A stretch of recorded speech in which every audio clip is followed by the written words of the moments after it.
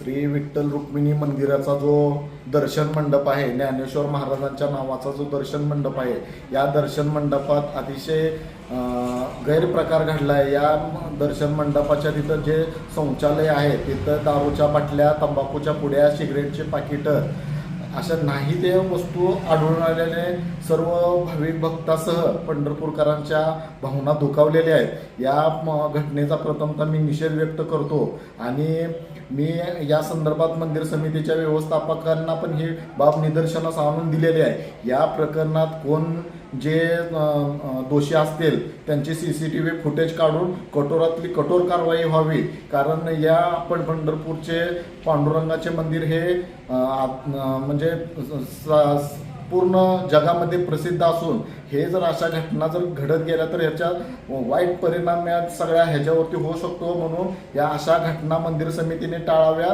ह्याच्या पुढं जर अशा काही घटना घडल्या तर आम्हाला मंदिर समितीच्या प्रशासनाच्या विरोधात तीव्र आंदोलन छेडावे लागेल।